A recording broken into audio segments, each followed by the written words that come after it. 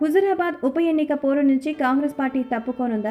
పోటీ చేయడానికి అభ్యర్థులు ఎవరు ముందుకు రాకపోవడంతో రేవంత్ రెడ్డి చేతులెత్తేస్తాడా?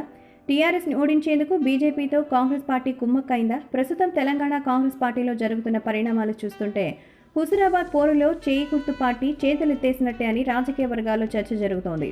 హుజురాబాద్ ఉప ఎన్నికల్లో బీజేపీ నుంచి ఈటెల రాజేందర్ పోటీలో ఉండగా టీఆర్ఎస్ నుంచి గెల్లు శ్రీనివాస్ యాదవ్ పోటీ చేయడం ఖాయమైంది. మరోవైపు కాంగ్రెస్ పార్టీకి దశాబ్దాలుగా హుజురాబాద్లో గెలిచిన చరిత్ర లేదు.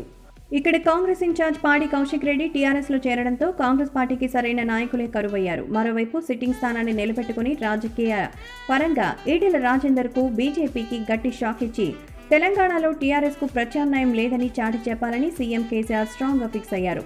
ఈ పరిణామాల నేపథ్యంలో కాంగ్రెస్ నుంచి పోటీ చేసే అభ్యర్థి ఎంపికపై గత కొద్ది రోజులుగా రేవంత్ రెడ్డి తర్జన భర్జనలు పడుతున్నారు. సీఎం కేసీఆర్ దళిత బంధు పథకం తీసుకురావడంతో దళిత ఓట్లను చీల్చేందుకు తొలుత దామోదర రాజనరసింహను దళిత అభ్యర్థిగా బరిలోకి దింపబోతున్నట్టు చర్చ జరిగింది. కానీ ఆయన పోటీలో లేనని ప్రకటించారు.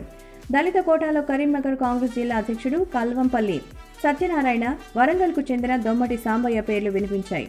బీసీ కోటాలో పొన్నం ప్రభాకర్ పేరు కూడా బలంగా వినిపించింది. మరోవైపు కొండా సురేఖ కూడా పోటీ చేయబోతున్నట్టు వార్తలు వచ్చాయి. కానీ ఇప్పుడేమో అసలు కాంగ్రెస్ పోటీలోనే ఉండదనే సూచనలు కనిపిస్తున్నాయని రాజకీయ విశ్లేషకులు అభిప్రాయపడుతున్నారు. హుజురాబాద్లో ఎలాగో గెలిచే సీన్ లేదని రేవంత్ రెడ్డికి అర్థమైంది.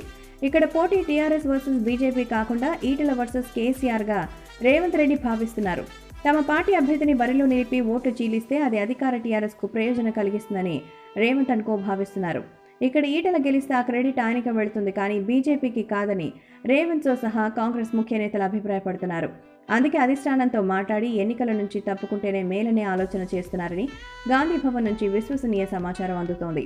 హుజురాబాద్లో టీఆర్ఎస్ బీజేపీల మధ్య టగ్ ఆఫ్ వార్ ఉన్న వేళ ఒకవేళ పోటీ చేస్తే కనీసం డిపాజిట్ దక్కకపోతే పరువు పోవడం ఖాయం కాబట్టి ముందుగానే పోటీ నుంచి తప్పుకుంటే బెటర్ అని రేవంత్ రెడ్డి భావిస్తున్నారట. మొత్తంగా టీఆర్ఎస్ను ఓడించడానికి రేవంత్ రెడ్డి ఈటెలతో కుమ్మక్కై తమ పార్టీ నుంచి ఎవరు పోటీ చేయకుండా చూస్తాడా అనే విషయమై ఆసక్తి నెలకొంది. మరి హుజురాబాద్లో బై ఎలక్షన్స్ కాంగ్రెస్ పోటీలో ఉంటుందో లేదో చేతులెత్తేస్తుందో అనేది తెలియాలంటే మరికొద్ది రోజులు వేచి చూడాల్సిందే.